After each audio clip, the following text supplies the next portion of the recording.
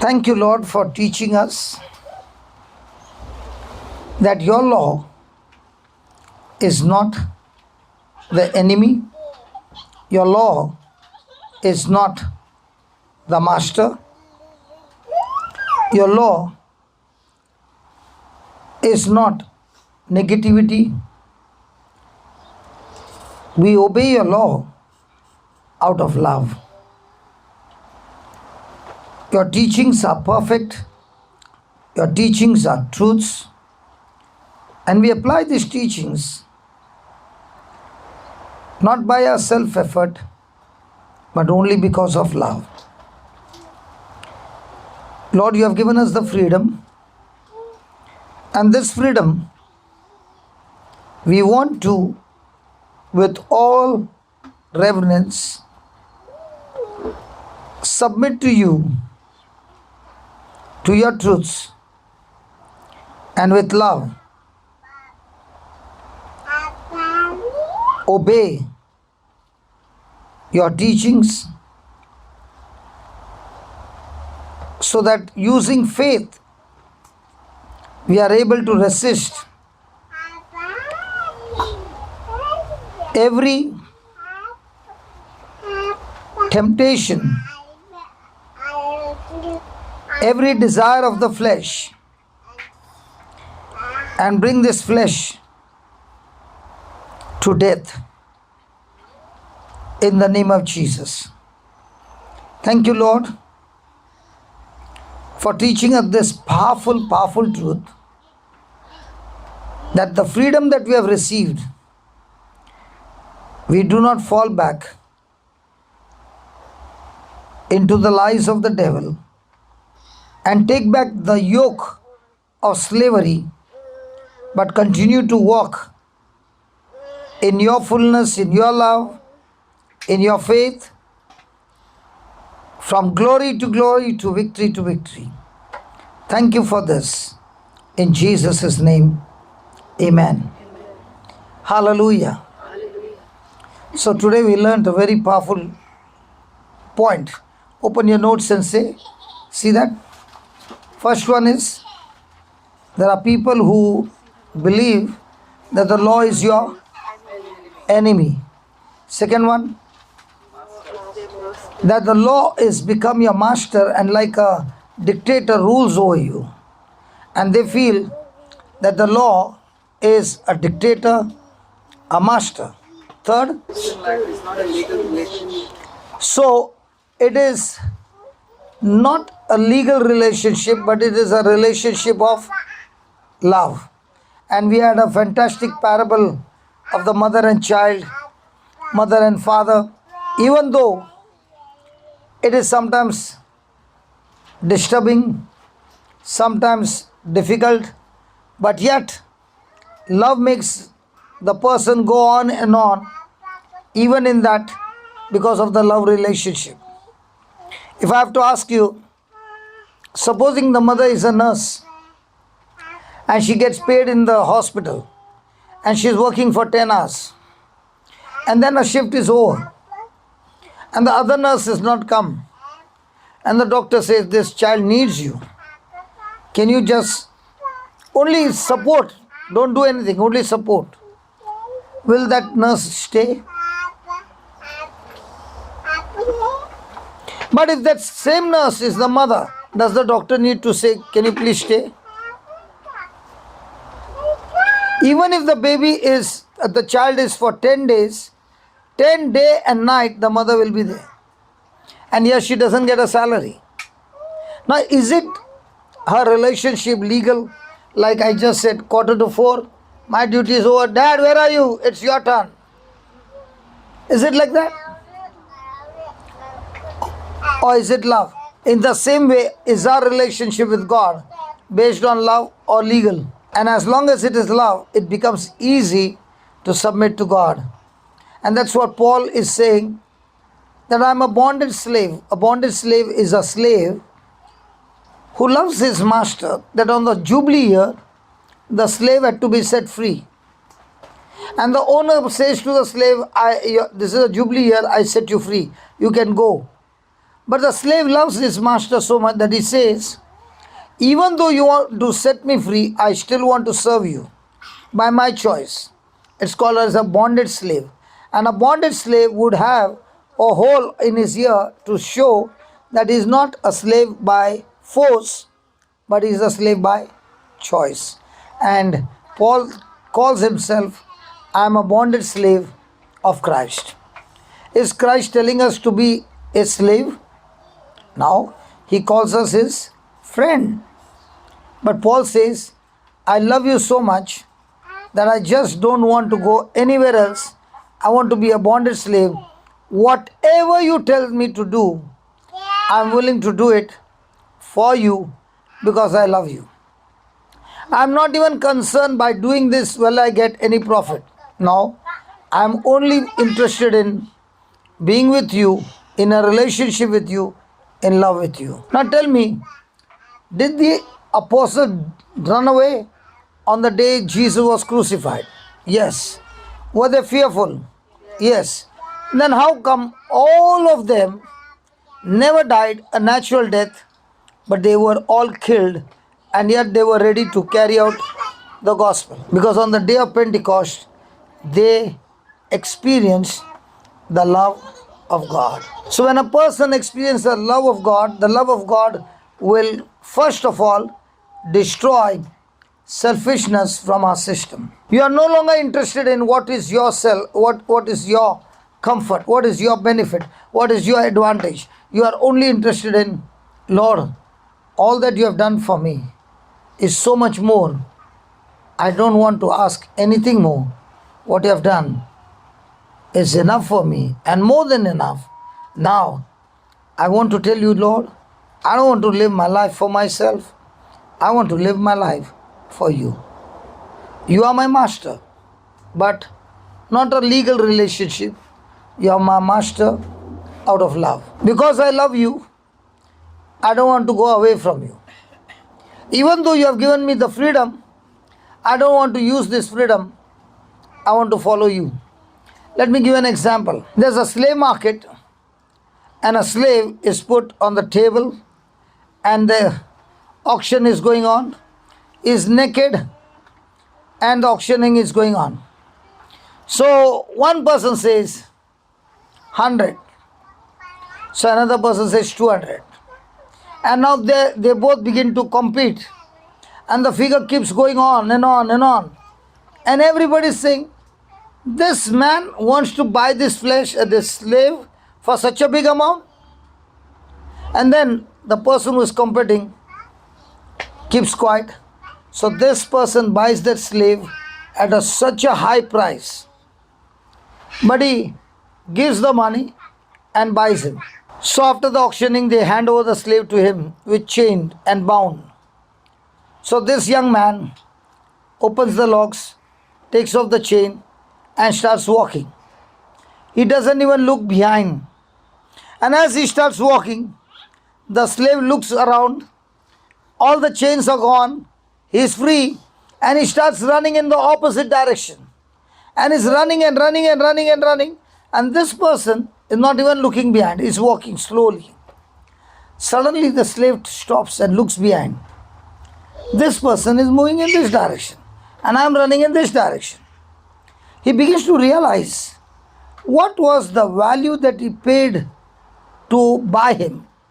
And after buying him, he himself with his own hands opened the locks and set the slave free. Now my question to you is, will that slave continue to run or take a U-turn? Huh? Hello? Why is he taking a U-turn? But he realizes what kind of a price he paid to give that freedom. And he begins to realize, if I work for this person, he is the best master I will ever have. And he comes back running, and he comes to this young man and says, I set you free, you can go. And what is he saying? Even though you have set me free, your love has not set me free. I am a slave of your love, and I want to be stuck to your love. Do you know who that man is? And who is that slave? So are we running in the opposite direction? Or are we running after Him? And that is why the whole Bible is all about sitting and considering. When you read or one line from the Bible and you sit and you begin to meditate on that and say, God, I want to know what this is all about. And you sit with it like a cow chewing after the food that it has eaten, sits and chews. In the same way, when you sit and chew that word and start pondering and considering the love of God and your relationship, you begin to realize, what am I running after? I'll ask you a question. What are you running after? Let's say pounds. Are you working hard? Yes. You accumulated those pounds. And then comes a day for you to depart. What happens to those pounds? Think about it. Will you be able to take them? But there's another person who is not running after pounds, but running after the treasures of heaven. Which one are we gathering? I'm not saying which one are you gathering. We all are gathering. Which one? Gold, silver, pounds, property. And what will you do with that, Bertha? Nothing. So you transfer it all into my account. Come on. But what about gathering the treasure of heaven? Do you know what's the treasure of heaven? What is the treasure of heaven? Love, joy, peace, faith, patience, kindness, gentleness, endurance, self-control. Do we need to gather this treasure? When can a person gather this treasure? Good time, bad time? Exactly. In the bad time, are you interested in gathering the treasure? Or in the bad time, are you interested in getting out of the bad time? Are we every day interested in gathering this treasure? So the next time somebody is in your office nasty to you, what will you say quickly? Oh my God, it's a good day to gather the treasure of heaven. It's all about how do you consider. You are there, all of you, in New Creation Home. Correct? Do you think it is easy for me to leave and nobody knows? No fight, no quarrel, nothing at all. And I left without anything. Is it easy? If I consider, I remember at that time, God gave me a thought to think. He said, Abraham offered his son Isaac as a sacrifice. Was that very dear to him? So was this New Creation Home very dear to me? Yes. Was that my baby? Yes. But the time came for me to sacrifice. Did I have to sacrifice? Did anybody know that time the retreat was going on? Did anybody know that this is going to be my last retreat?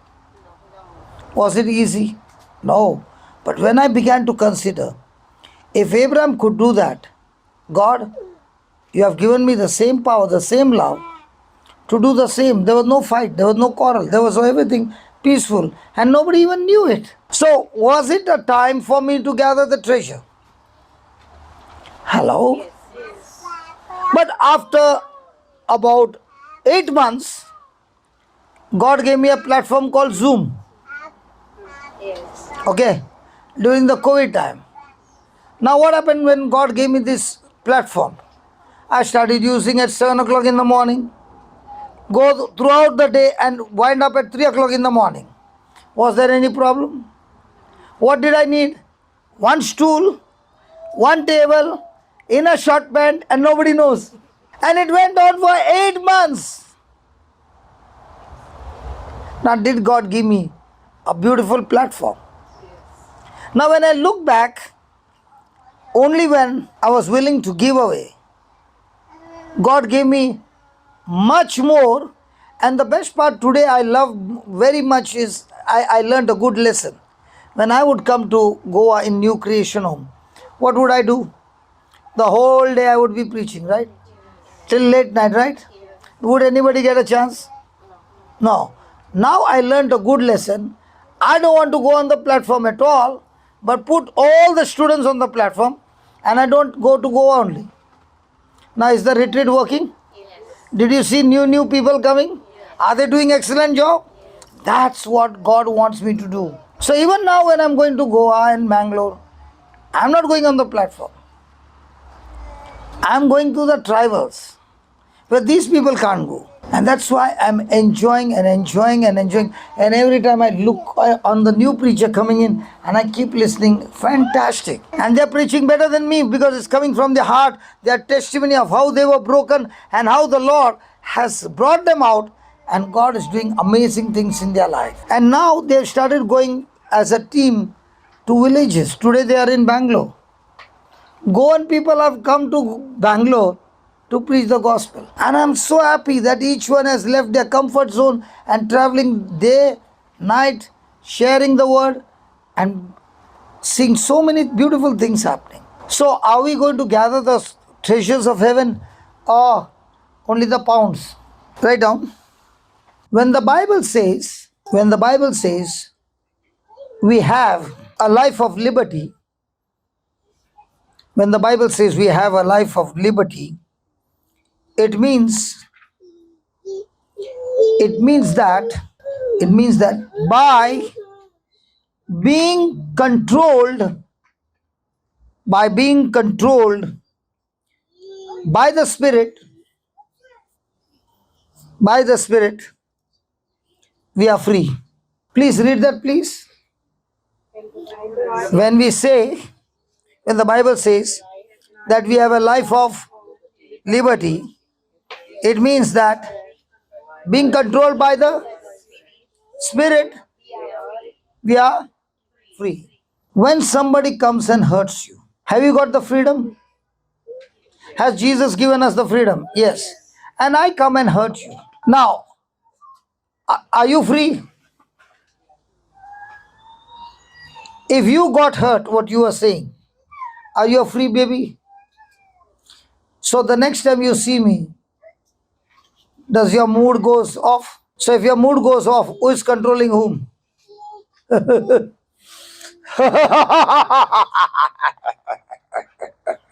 The moment you see me, what happens to you? Mood is gone. So who is a slave? Yourself. But has Jesus given you the freedom? Yes.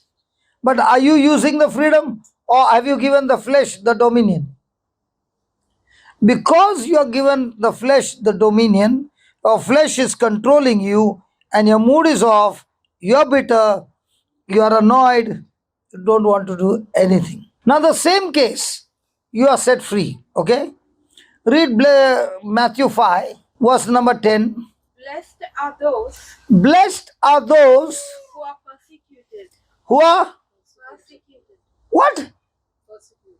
Persecuted. Blessed are those who are Persecuted. persecuted means an opposition. Correct? Somebody who is contradicting. Somebody who doesn't like you. So blessed are you when you are persecuted. For righteousness' sake. So you are persecuted for your own unrighteousness or you are persecuted for righteousness' sake. Are you being punished for doing the evil things or are you being punished for doing the good things? So blessed are you when you are persecuted for doing good things or God kind of things. Then For righteous sake, for theirs is the kingdom of heaven. praise God. So baby, I come and irritate you and you are a good girl. And now God says, if somebody is coming against you, persecuting you, insulting you for righteousness' sake, my God, yours is the kingdom of heaven. But I am coming against you. Is the kingdom of heaven mine? No. But when I'm persecuting you and you also react with bitterness, is the kingdom of God yours? So many a times it so happens, people are very good. This person very good. Never irritates anybody or troubles anybody. Always a good person. But a person like me comes and irritates and hurts and insults and all that. Now, can that person be so sensitive to the hurt and get into bitterness? So, am I a prisoner of sin? Yes, because I'm persecuting you. I'm a prisoner. But with me, are you also a prisoner, baby? So we will both hold hand company way to hell. Do you want my company to hell? So what's your solution? To get hurt, to get offended, to get bitter? Then you and I are in the same team. Let's take an example. The wife is praying for her husband that he gets freedom from alcohol. Possible? And she's praying for the last 10 years, nothing is happening. You mean to say God is not answering a prayer? So can there be possibility that she's praying for 10 years and every time he comes drunk, she's angry with him? She might be cursing.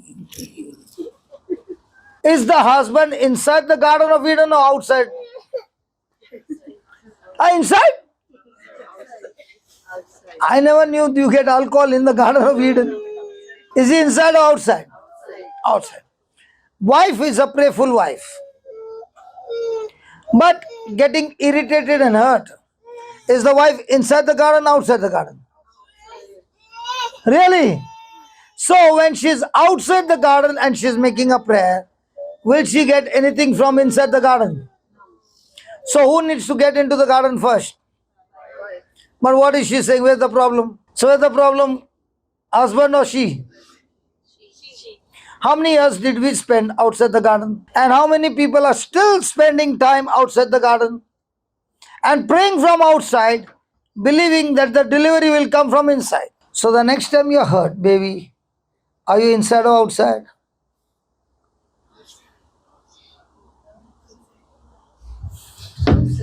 What did you say? If you are hurt, then you are inside or outside? Outside. And if you are outside, are you a prisoner? Yes. So how do you get this freedom from prison? I need to forgive that person, and with forgiveness, I enter inside the garden. And now, when I make a prayer from inside the garden, the person on the outside will receive the love seed, and that love seed will destroy every other harvest and bring the person from outside inside. Blessed are you Blessed are you when men revile you and persecute you and utter all kinds of evil and utter all kinds of evil against you. against you. You know about that Bharta, no? Bharta man, that. You don't know? What a girl, man. Irritating. Full irritation. Bharta. Full. You don't know? Full. Now, she's a best friend. She comes and tell her, Bharta, you know, they were talking about you. Full. Now, what will happen to Bharta when she sees me?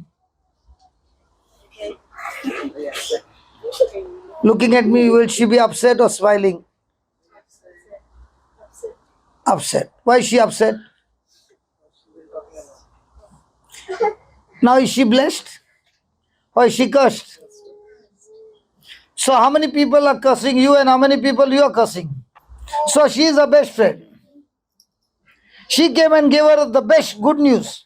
Now, what happened?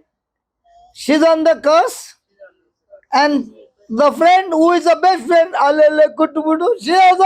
Read that again, please. Read, see, listen. Blessed are you Bharta, this is for you. when men revile you and persecute you Hmm. and utter all kinds of evil against you, And utter all kinds of evil against you. falsely on my account. Falsely on whose account? Jesus' account. Look at the next line. He says, now go to your spouse on his shoulder, start crying. Call the parish priest, ask him to pray for you. Call the intercession team, ask them to pray for you. Call everybody to pray for you. And when they pray for you, praise God, you shall be blessed. What do you do when people speak all kinds of evil against you? Ignore, does it go? Try to, it goes. It is worse than a chewing gum in the hair. Does it go? Huh? So what's the solution? You also give 2, 3. That brother, no.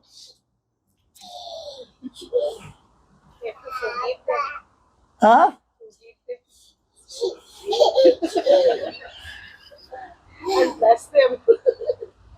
होता है क्या? Okay, let's see what Jesus is saying. Jesus, tell us what to do. Rejoice. What? Rejoice. What? Rejoice. Hey, your neighbor is good, no?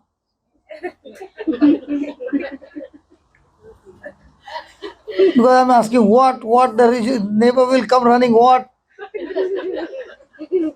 What is the Bible saying? Rejoice. Do we rejoice when good news comes or do we rejoice when bad news comes? But when should you rejoice even more? So there can be 2 kinds of bad things. You did bad because of which the harvest has come, or somebody else is doing the bad thing and the harvest has come. So if you have done bad and the harvest come, don't rejoice. It's time to repent. But you did not do wrong, but somebody comes against you. What do you do? My precious sister in pink, what will you do? What's your name, sister?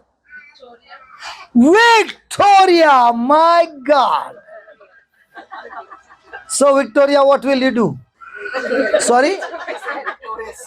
Sorry?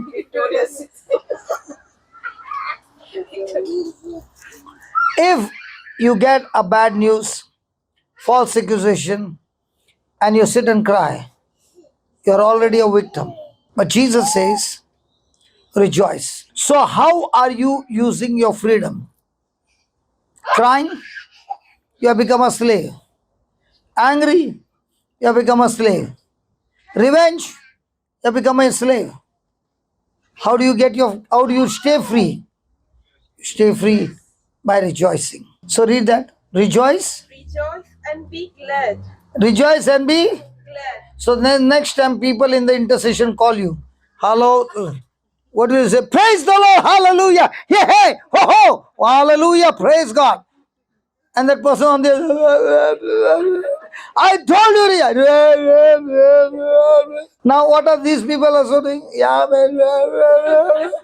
Are the intercession team supposed to be crying or rejoicing? And teaching them to rejoice or cry? Rejoice. So can it be a Roturu party?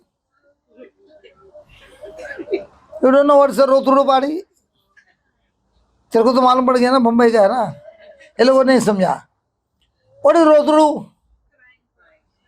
So intercession team में कौन है? Intercession team are those who are rooted in the word, who will teach the person and say, if you want freedom, then you do the rejoicing, I'll do the praying, and you will come out of this problem. Go to Philippians 1, I'll show you. Start with 15. Some indeed preach Christ even of envy and strife, and some also of goodwill. The one preach Christ of contention, not sincerely, supposing to add affliction to my bonds. Now Paul is saying, I'm in the prison for preaching the gospel, and when I'm gone, there are others who have started to preach the gospel. Some of them are preaching because they are angry with me, so that when I preach more, Paul will be punished even more inside the prison. And some are preaching out of love. But the other of love, knowing that I am set for the defense of the gospel. What then? Notwithstanding, every way, whether in pretense or in truth, Christ is preached, and I therein do rejoice, yea, and will rejoice. So what is Paul saying? Some are preaching because of selfish motive. Some are preaching because of revenge. Some are preaching because of selfish ambition, for money. Whatever the case, I am rejoicing for one thing. Christ is being preached. I don't want to look at what is the reason why they are preaching, but I am happy when they are preaching the gospel. Christ is being glorified. And that's why I shall rejoice. Look at the 19th verse. For I know that this shall turn to my salvation through whose prayer? But to whose prayer? Read now, through whose prayer? I know that through your prayers, Through whose prayer? Others' prayer. And what is Paul going to do? Rejoice. So when Paul is rejoicing and others are praying, then the Spirit of Jesus Christ will surely bring deliverance in my life. But what if Paul is not rejoicing, he's full of anxiety, he's full of worry, and he's saying, please keep me in prayer. And all are praying, and this person is depressed. Will the prayer work? So how many people do you find in the midst of affliction dancing and praising God? And what is Paul saying? He's saying, I found a secret. And the secret is, I keep rejoicing. And why do I keep rejoicing? I keep rejoicing because my faith says, my God is much, much, much greater than the affliction that is coming against me. And I'm going to rejoice. And when I rejoice, and you are praying, praise God, are both working together in unity, in love, is going to draw the Spirit of Jesus Christ to bring me out of this prison. So how many people do you find in the midst of persecution rejoicing? But how many people do you find who will call out to everybody, please keep me in prayer? So if they are calling out, keep me in prayer, but they themselves are not rejoicing, will it work in their favor? Then will they say this group is not powerful? Have they got the freedom to rejoice? Yes. But are they using the freedom to rejoice? So have they taken the yoke of slavery by getting into worry, by getting into fear? So by taking that yoke, will it help you in any way? But for years and years, we are still following the same system. When are we going to change? If we think that by praying I'll get deliverance, the Bible says no. Much more than you're praying is you're rejoicing, because your rejoicing is a proof that you believe in what God said. It is in your believing that you receive your healing. It is in your believing that you receive your deliverance. Okay, little bit more explanation now. Is Paul judging that this person is purposely coming against me? He's in the prison. And this person is preaching more and more so that Paul gets even more severe punishment. And somebody comes and says, you know what? This man is saying Paul will get so much of punishment, he'll remember never to mess with me. Now Paul hears that. Is Paul still rejoicing or is bitter with that person? So when you are in the intercession team, can there be others who are coming and saying that girl, no, that is she's like that only? Now you said you are trying. Let me ask you a question. When you go to work and your journey is for 2 hours, will you take that job? You won't take the job. But the job is offering 10,000 pounds a week. Now will you take the job? Now she did not even take time. Yeah. Now why is she taking the job? So what about the 2 hours suffering? No problem when the amount is more.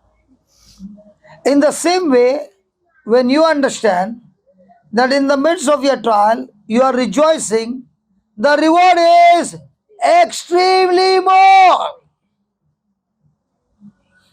So will you be rejoicing or crying? If you cry, you are a victim. If you are rejoicing, you are a victor.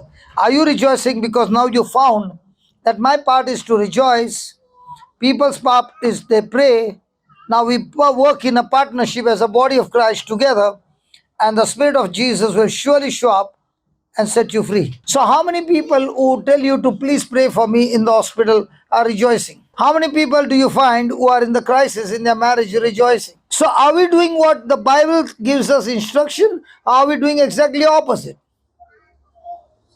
How many people are putting salt in the coffee and expecting sugar sweet? Thank God she did not put salt. More sugar. What if you had to put salt? And then ask everybody, pray for us, that the coffee becomes sweet. What will everybody say? Throw it and make a new one and put sugar. So are we going to be people of rejoicing only when the good times come, or all time? Why are you rejoicing all time? Huh? Before this big. Oh, you are rejoicing because of the reward is big? I tell you, you will not be able to reward. Because it is written in the Bible. Still, you will not be able to do it. You know who will be able to do it? Who has intimate love with Jesus. You can have that scripture. It is written. But if you don't have relationship, you don't have the power. When there is relationship, when there is love, you will be able to do it. If she doesn't have relationship with the baby and she hates the baby, I guarantee you she will not do that. She said, take your son and be with your son. For example, if you are a stepmother, will you treat the child the same?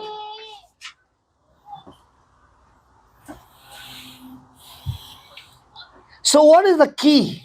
Intimate relationship. How do I know your relationship with Jesus is very strong? You know, you will come to know your relationship with Jesus is strong when your relationship with others is strong. Because Jesus in you will teach you to love those who come against you.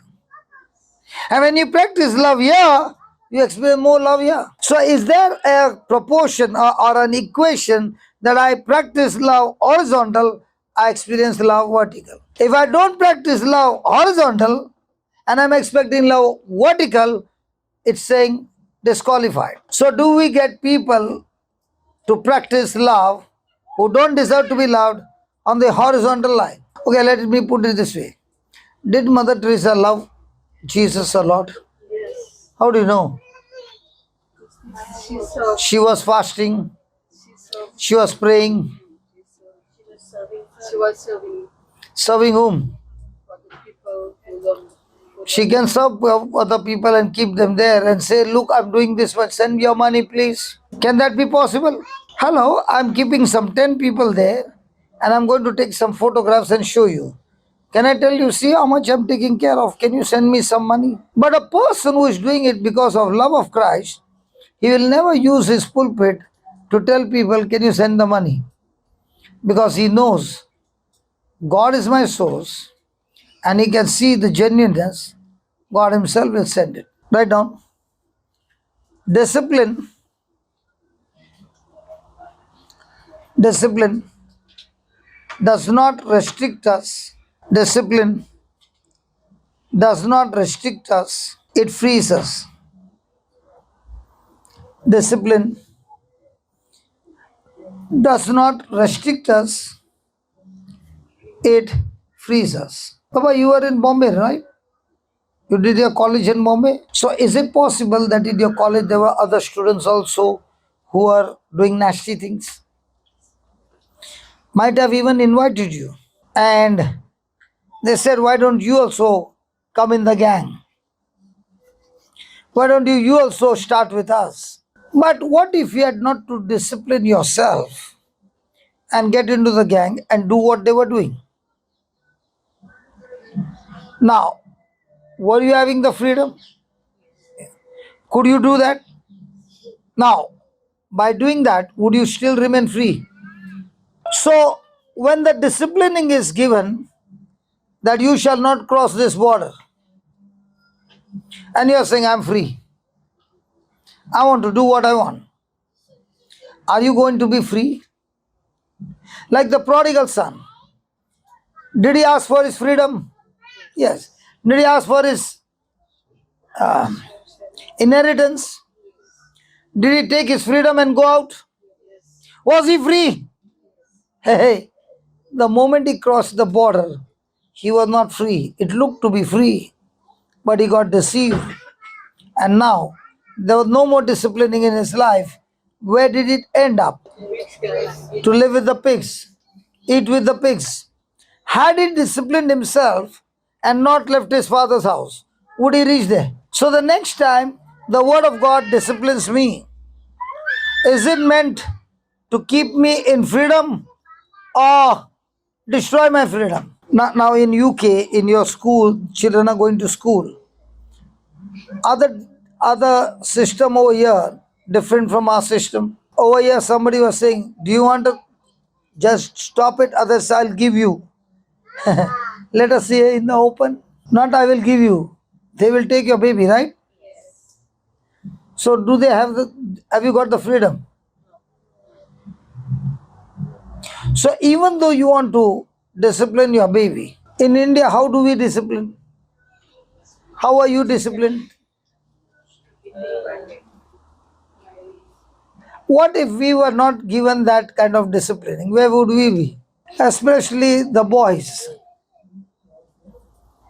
After all that thrashing, also we were still the same. So, has the disciplining saved us into going into a big pit? So, has it taken my freedom away? When the father gave the son his inheritance and he left his father's house, did the father attempt to stop him? Have you ever seen this dialogue? If you cross this road, I'm telling you, you're dead to me. You will never come back. You're dead to all of us. You're dead. And the person crosses and he gets into a mess. Can he come back home? Will he remember that dialogue? Even if he wants to come, will the devil keep on playing the same dialogue? Even if he wants to come, he won't come. What about the father? Did he tell him anything? Or was his love an unconditional love? So when the father saw the son, did he go running? Hugged him, kissed him, loved him, and he was smelling good. And then did he call for a party? Let's say you are all the guests who have come for the party, and I'm the younger son who has come back. Will you talk to the other fellow person? You know, that son who had gone, he has come back. Yeah? Why had he gone? Oh, he became a pilot and came. Are no re, he became an engineer and he came. Third one, solid big businessman, and that business money he brought, no? Father is giving party from that money. And one person says, you know how he came? Like a beggar, sleeping with the pig. How many will believe this story? That father is giving a party because the son came back a beggar. When do we give party? When the son has done a good job. Has he done a good job? Has blown up his father's money. Let's say he came back and the father looked at him and said, I lore, cover killing. I lore.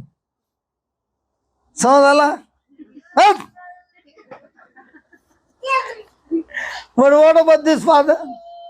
You all don't know the dialogues here in Konkani. I'm telling you my story. This is my story. I also left my father's house. And after leaving my father's house, my business, which was running beautiful, everything went chaos. It went so chaos till I came to the road. So when we honor a father and mother, we are always blessed. So what are you going to do? Honor the father and mother. So did the father take away the prodigal son's freedom? But did the son blow up his freedom when he did not discipline himself and cross the border? So God's word teaches us to be disciplined. Have you heard the word disciple? Who is a disciple? A disciple is a person who is learning from his teacher to discipline himself in the areas where he is given the instruction to follow it, discipline it, practice it till he becomes master in that areas. So did Jesus say, when my word abides in you, you shall be my disciple? Yeah. Means what? His word will teach me not to cross the border, because if I cross the border, it looks a freedom, but it's not a freedom. That's where the trap has been laid, and that's where you'll get into ultimate destruction. You all don't know because you all have never crossed the border. You ask me, I have crossed the border. You have not crossed the border. Have you all crossed the border somewhere or the other? And by crossing the border, did we get into trouble? Small trouble, big trouble. And then put the blame on whom? Eve put on Adam. Adam put on God. You gave me this woman. I was so good. So the blame game starts. Hello? So is it a game of blame game or repentance? So the more I discipline myself, I am teaching myself not to cross the border, because crossing the border is going to blow up my freedom, destroy my life, and make my life miserable. Your son looks so big man now with a mustache. What age he was when I used to meet him? 7 years. Now how much is? Wow, with a mustache, huh? Hallelujah. So write on. We bring that control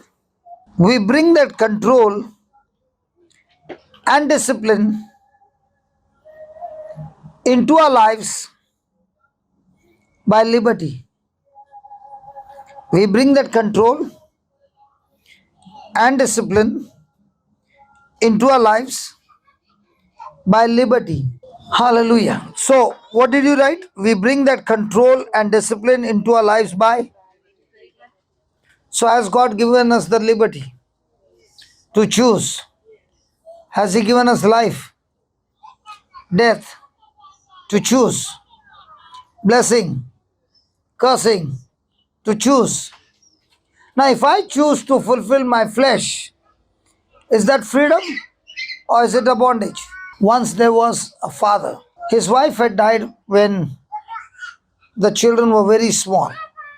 And this father decided, I will not get married, but I'll raise these two sons of mine. And he was a very, very wonderful dad, looked after his two sons, gave them love, gave them everything. And the whole atmosphere was the word of God. Both the children grew up and now they went into the university. And one day they told their dad, Dad, all our friends are going for a movie. Even we want to go for a movie. So the dad said, first tell me which movie it is. So they gave him the title. He went on the website, checked the status of that movie, how it is. And he found that movie is good, but about 7 minutes of that movie is very, very extremely sexual. So he told his sons, I cannot send you for this movie. But our friends are going. Even if your friends are going, you will not go for this movie. Now they were very sad and they both went, leaving their dad, into their own rooms. And the whole house was now into hurts and bitterness, and everything was negative. So the father began to pray and he asked God for wisdom. So he started making cookies, and he knows both the children loves cookies. So he started making cookies, and the fragrance came from the oven, started going to the first floor. The fragrance of cookies. And when it went to their bedroom, both the sons were excited and they opened the door and they came down. And now their mouths were watering and they were ready. And the father brought fresh hot cookies out and he kept them there and he said, these are the best cookies I've ever made for you. So they took the bite and they began to eat. And the father said, nowhere in the world has ever anybody used this recipe in their life. So both the sons were astonished. Dad, what is the recipe that you used that is no man has ever used? He said, it's very simple. I made the whole cookies and then I was looking what to add. And then I saw the dog's poo. And I picked up a small portion, mixed it, beat it, and I made it into a poo cookie. Now they were eating. Now what came out? Poo, poo, poo. And both the sons were saying, Dad, how can you do that? How can you do that to us? So the dad said, Son, how can you do that to me when I told you you can't see that movie because of that portion?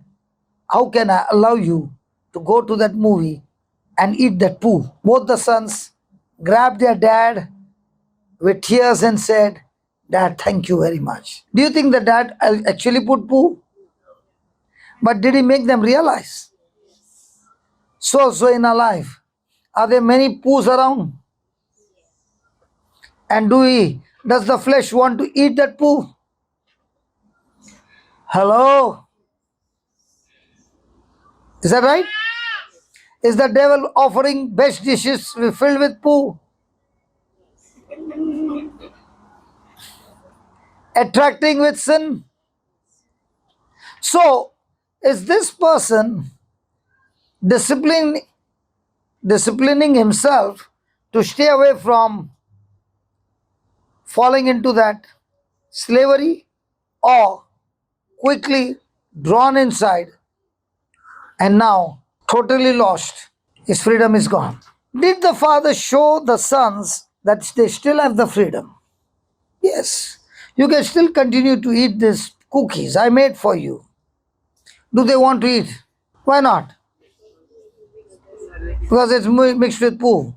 Now, the father is asking, do you want to watch that movie? Now, when they understood, what are they saying? So, are they annoyed with their dad? So, how many times do we get annoyed when our flesh is mistreated and not given the flesh nourishment? So, the person who is feeding the flesh on a daily basis, will he himself use his freedom to bring self-destruction in his life? So, do we need to be extremely vigilant that we do not allow our flesh to dominate us? Right on. It is not by license or legalism, but by liberty we are set free.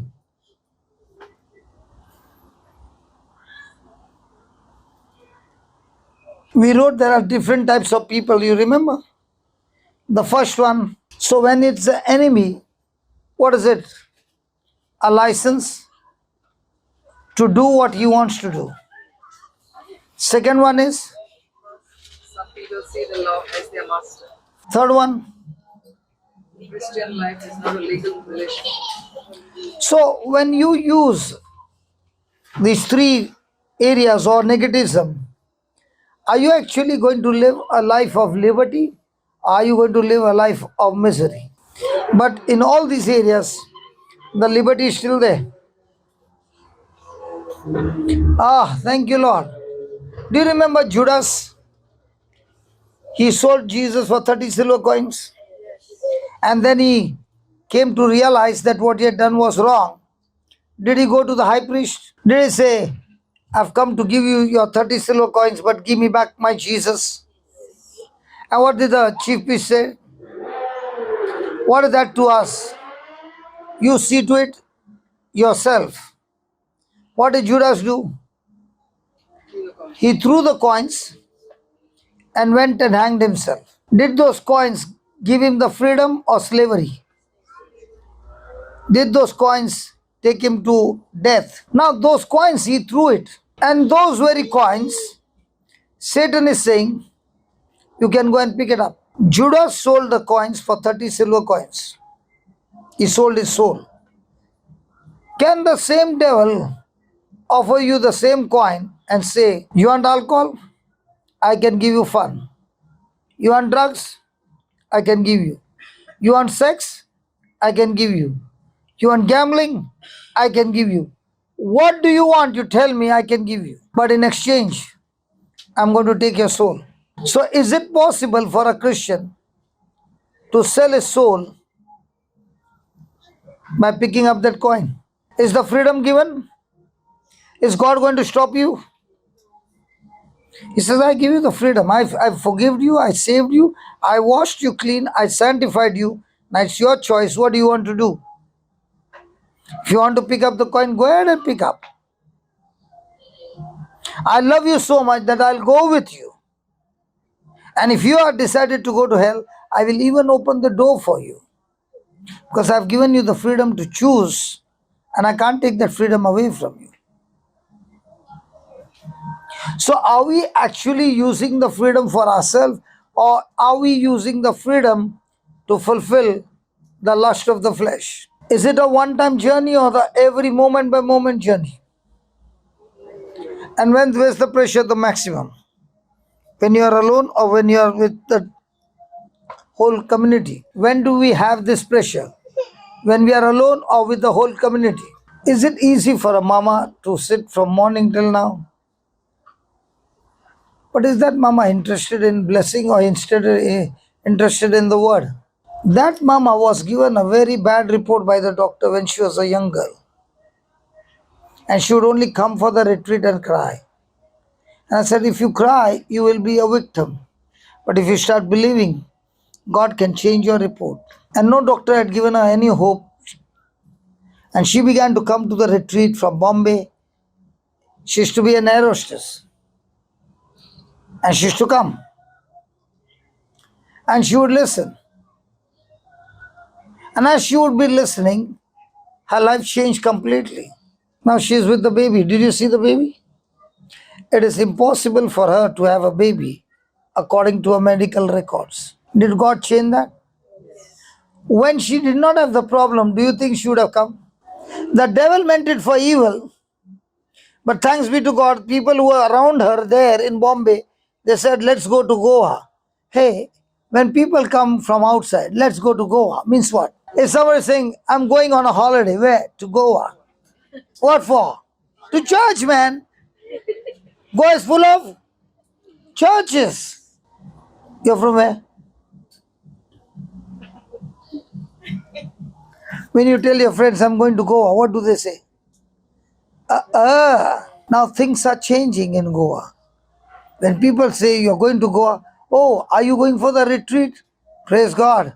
When you come back, come and teach me also. I'm not joking. So many places the Lord has been starting the fire. Might be so small, but the small fire is touching people in groups. And everywhere the gospel is spreading like a wildfire. What you see on the outside is different, but what you see happening underground is very, very powerful. Yeah, please write down. By the Spirit of God, we will be made free. We need the strength. We need the strength to live the Spirit controlled life. Galatians 5:16-17 says,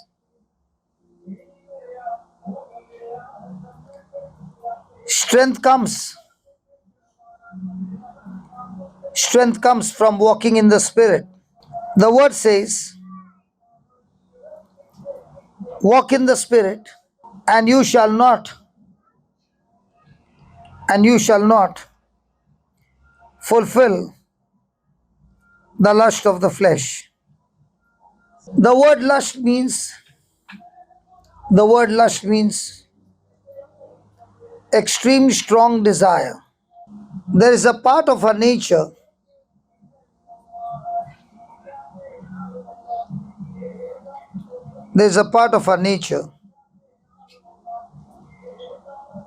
called the flesh, and part of our nature who is saved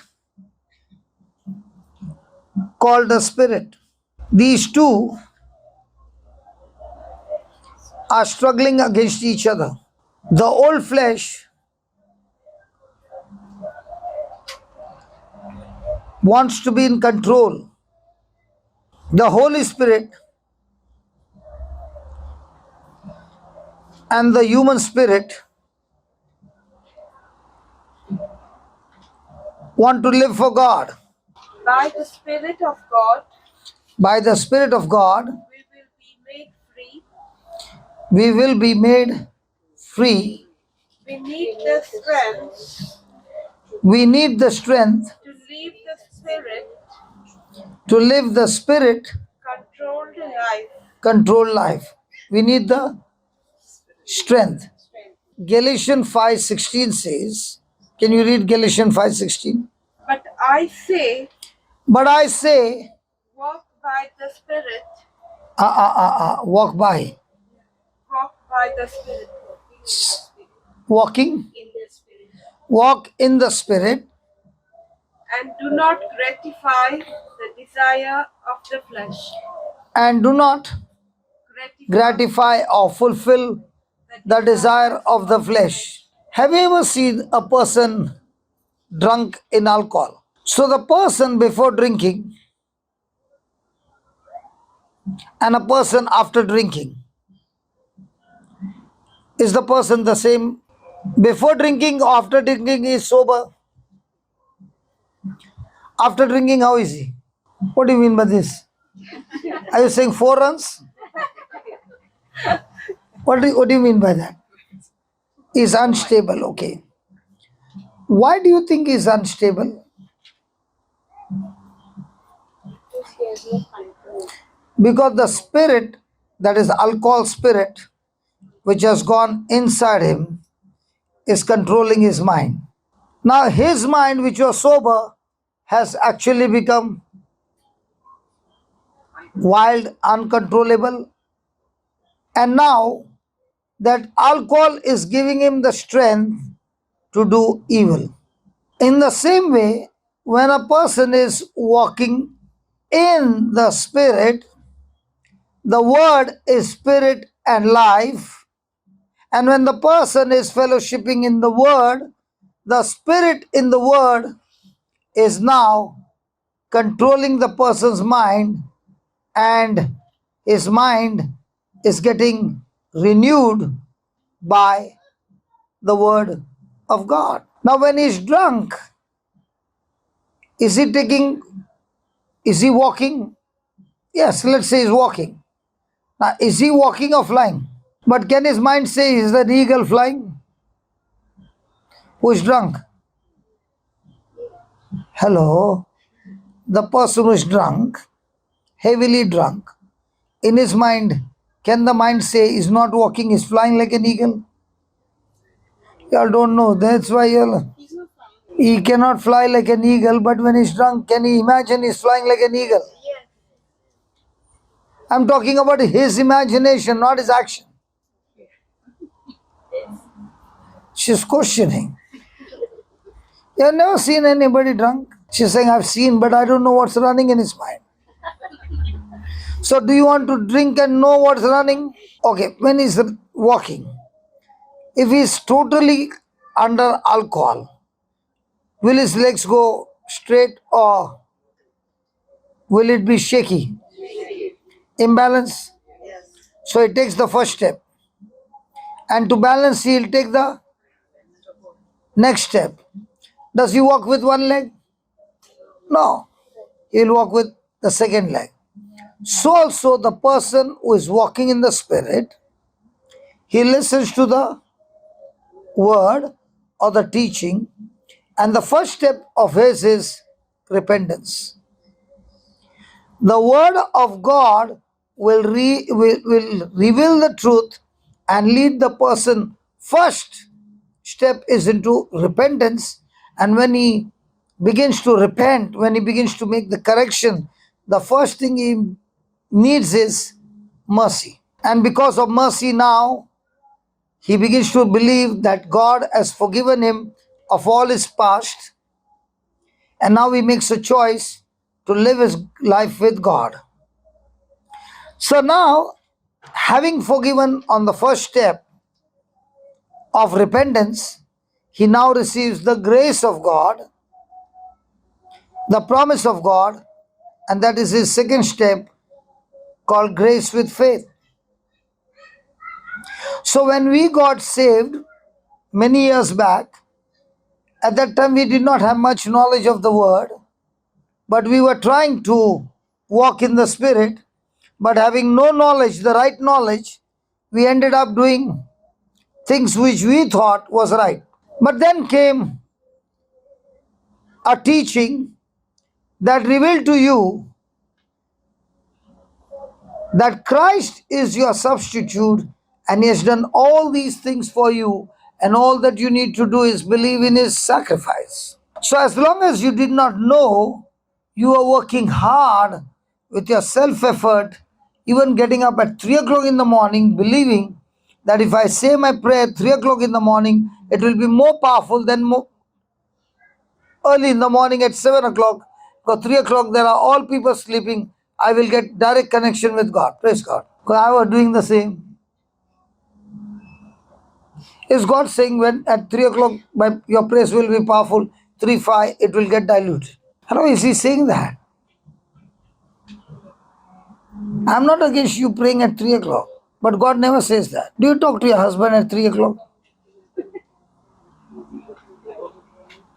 And when it is 3, 5, you say, I got up late, so I'll meet you tomorrow at 3 o'clock. Is it a relationship? Your son is sitting next to you, wants to talk to you. And talking, he fell asleep. First of all, he came at 3, 5. Did not even come at 3 o'clock. And he came and sat near you and he went to sleep. And 5 o'clock he got up. What will you say? Do you think I'll hear your prayer? First of all, you come 5 minutes late. And before you could open your mouth, you went to sleep. Can't you keep yourself awake? Now what is this? Legalism? Talk. Is it legalism?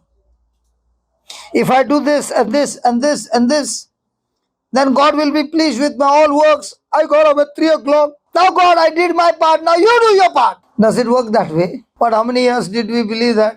This girl today, did she hold her hand? Yes. Did she do legalism? Or did she say, Lord, I never knew you love me so much. And with love, I'm going to pray for her. Did she get her delivered? Yes. And she made a prayer and she got delivered? And where's the gap? Gap, where are you? He left to work. Praise God. Now, did he think that because he fasted and he came, your eyes got healed? Because he fasted for 40 days before this meeting. She told him, when you come here, come with fasting. Did he do any of those things? He did not even know today would be a day when he would open that eye. So is it legal? Or is it love? So how many years did we do that? How many years are we going to still practice that when you meet your spouse, hold on,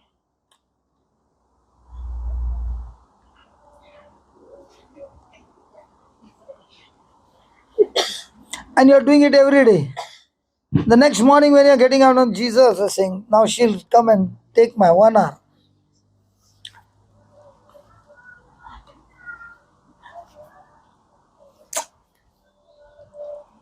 Does he want any of that? Or does he want you to open your mouth and speak your heart? The child got asleep. What did the mama do? Whacked him up, open your eyes, pray. Or will she go slowly, bring bed sheet and put it on top? And what about us with God? He's a policeman, always with a stick. Get up! So will we love to pray? I will say that policeman is waking me up at 3 o'clock. Which one would be happy? God be happy? You getting up at 3 o'clock and still going? Or you getting up at 7 o'clock and speaking 5-10 minutes of good from your heart, which will please him? I'm talking to you my story. In my factory, 3 o'clock in the afternoon, my customers are waiting outside. But I would say, kuch nahi, band matlab band. Till 3:30 I would close and finish my Divine Mercy prayer on that. Now do you think those people are happy with me? The workers are happy with me? I had become a dictator. Is God happy with me that keeping those customers waiting for half an hour? So are we loving God as a law? Are we loving God because of His love? 5:16. But I say, walk by the Spirit, and That word by is walk in the Spirit. Okay. walk in the Spirit, and do not gratify the desires of the flesh. So, as a Christian, am I supposed to be walking in the Spirit, or walking with the Spirit, or walking by the Spirit, or in the Spirit? Spirit, Spirit. So, there are two legs in a Christian life, 2 feet. One is repentance, and repentance comes when the word is preached. And two, what you heard, you agree to it, and exercise your faith is the second step. So, who are the people who will walk in the Spirit every day? Hello, who are the people who will walk in the Spirit every day? First, they will hear the word being preached and make the necessary correction, and then they will not do it, but they will believe it by faith. What's the difference between the two? First, when a person repents, has he repented with his own power or with God's power? Now, will that God's power called grace? Can I do anything without grace? So, when repentance comes, does knowledge come? And the Bible says in 1 Peter 2 or 2 Peter 1, verse 2, grace, read it. 2 Peter 1. May grace and peace May grace and peace be multiplied be multiplied to you in the to you. in the knowledge How is grace and peace going to be multiplied? in the knowledge In the knowledge. of God and of Jesus our Lord. So when the word is being preached and you are hearing, are you getting the knowledge of God? So who is multiplying? Grace and peace be multiplied unto you through the knowledge of God and through our Lord Jesus Christ. So when a person is sitting and listening attentively, who is coming? Grace. And what else? Peace. So when grace and peace is come into you, will that grace and peace lead you to make corrections? So to make that correction, is it going to be your power or grace? So now, have you received forgiveness by your power or grace? Now, just because you heard it, you change your thinking. Now, do you need to put it into practice? So who's going to give you the power to practice? Grace. And that power to practice is called faith.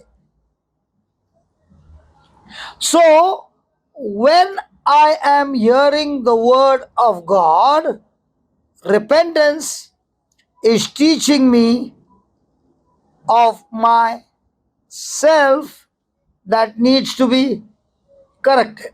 Whereas faith is teaching me and introducing me to Jesus who helps me with the correction. So, repentance teaches me mistakes that need to be corrected, and faith introduces me to Jesus who is willing to help me in making my correction. So, do I need grace and faith together?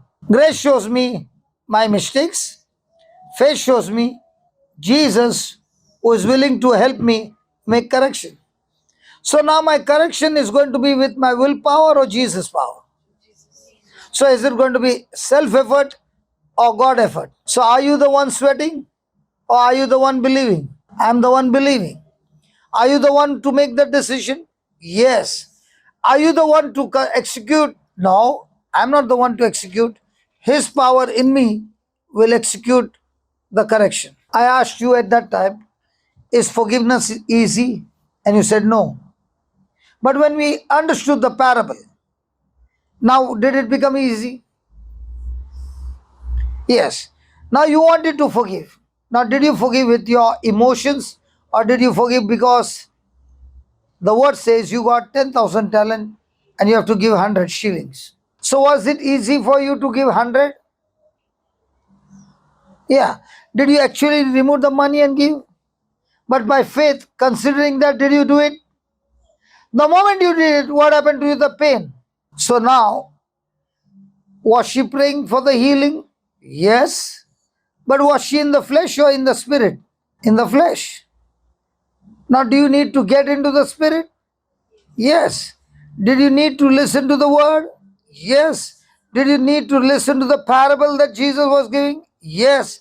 Did you follow the parable? Yes. Are you ready to respond to the parable? Yes. Now, who gives you the power to respond? Faith. So, from now on, are you going to carry out your will, or are you going to carry out with the power of your will or with the will of God? You came with some problems in your life and you sat down here and began to listen.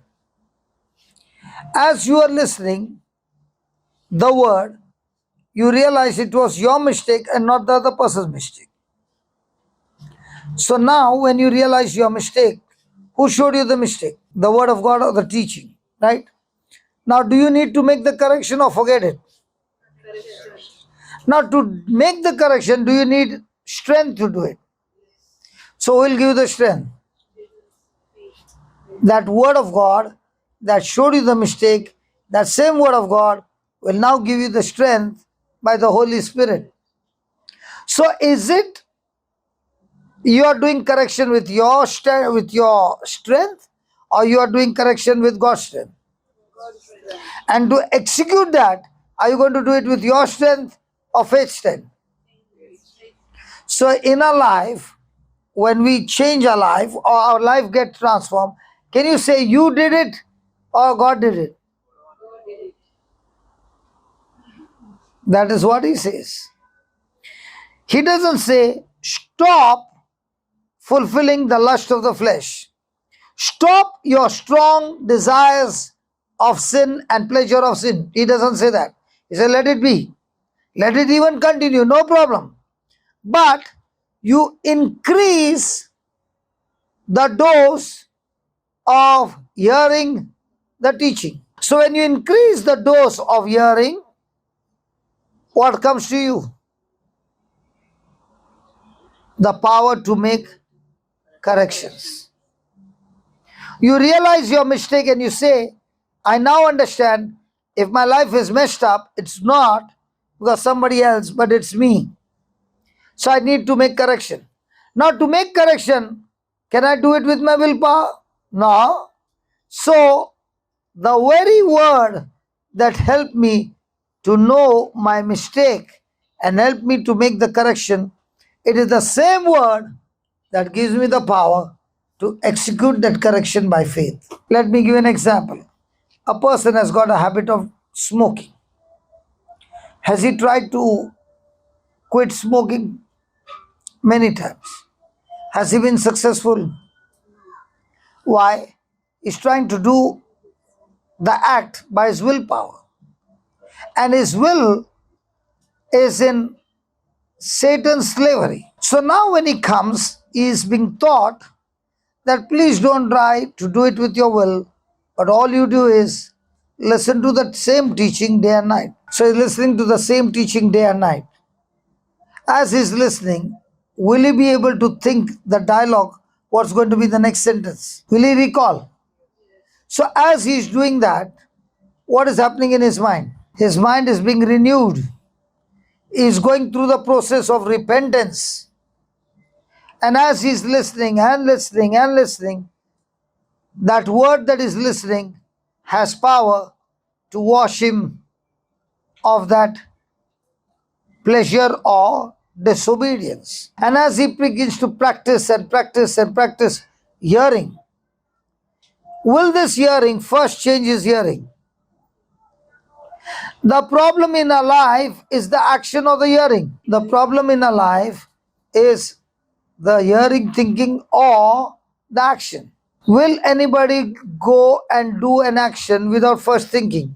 So can thinking be changed by the word of God? Can a thinking be changed by thinking? Again, can thinking be changed by thinking? The spiritual world doesn't activate by thinking. The spiritual world gets activated by speaking. So the person is hearing, and what is hearing is opening his mouth and speaking. So when he's speaking, does those words have power to bring it to pass? So now when he's speaking, is he speaking what he's hearing? So now when he's speaking what he's hearing, are those words released out of his own mouth? Now, those words that have been released out of his mouth, believing, are they words of only scriptures, or they are words soaked in the faith? Now, when that word is gone with faith, it is no longer the word of God only, it has now become the power of God. And now that it has become the power of God, that power of God will destroy the spirit of nicotine or alcohol, whatever it is, and set the person free. And now the person has been set free not by his willpower, but by God's power, by grace that he received through the knowledge of God, and grace gave him the faith to believe and execute. So now is operating in the supernatural, is set free supernaturally. That's why many of them say, brother, that first CD that you made, Sower in the Seed, it has worked for us so beautiful that I've been hearing it again and again when I go to work, coming back from work, going, coming, going, coming. That CD has changed me completely. Now, do you think that that's the only CD? No, it's the Word of God with the examples, with the parables. Have you been hearing and hearing and hearing continually as you're driving has led you into repentance, and now the grace that comes through the knowledge of God and the faith that is giving you the power to believe, all put together brings healing and deliverance. So, do you need people to pray for you and heal you, or do you need to practice the recipe? Practice the recipe. And those who practice the recipe, are they set free? 100%. But because they are practicing the recipe, will they fall again? They are strong. But if I pray over you and you get your freedom, but you have not practiced this system, is it a guarantee that you will remain healthy? No. But if you do it yourself, by grace through faith, will you be free all the time? And with this freedom, will you be able to teach others as well? Praise God. So, any questions? Where do you stay? Maria? Huh? Where?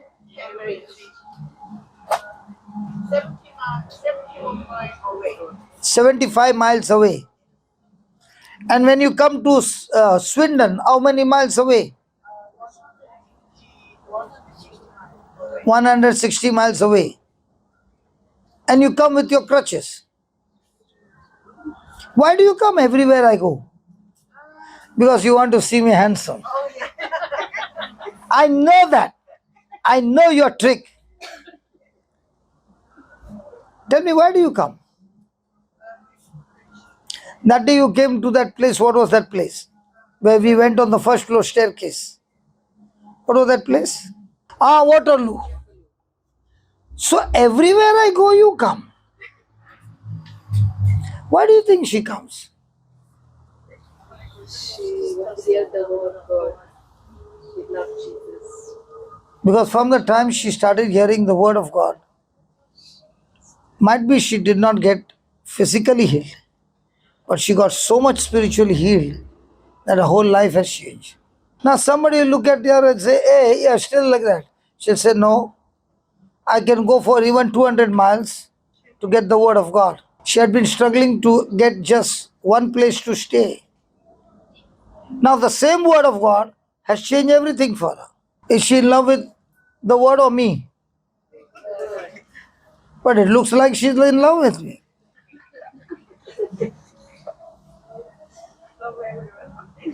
And the best part is, we never talk, we never chat, we never have anything. But for the word, she'll come personally. Can't she get it on the YouTube? Can't she have an excuse to say, you know my condition, brother? And I have to drive. So much of difficulty. When we went to Waterloo, the meeting was on the first floor. And I looked at her and I said, "What do we do now?" "What do we know? I'll climb." I said, "You'll climb on the first floor?" She said, "Yeah." And she grabbed my hand and said, "Come on, let's go." I was feeling bad, but she was not feeling bad. And she remained till the end. Is that called the zeal for the word? And she'll not even come and say, "Can you just pray for me?" Everywhere I go, I know she's there.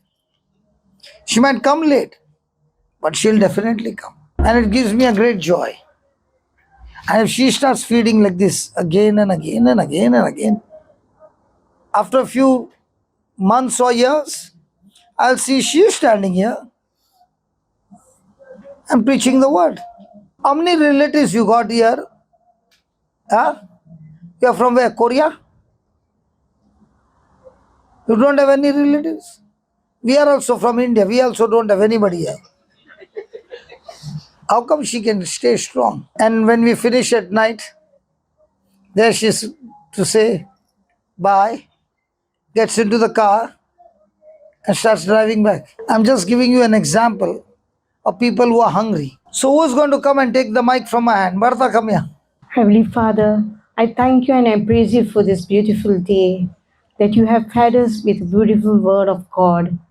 Yes, Lord Jesus, your word is live and active and a double-edged sword. Lord, yes, we are here, Lord Jesus, to receive you, to receive your life word of God, Lord Jesus. Lord, you are the strength of our life, Lord Jesus, and we are all blessed with your beautiful word, Lord Jesus. Yes, we received today the word of God, which we did not even know, Lord. Today we have fed with that word of God. Thank you, Lord Jesus, for everything today. We are blessed, we are prospered with your word.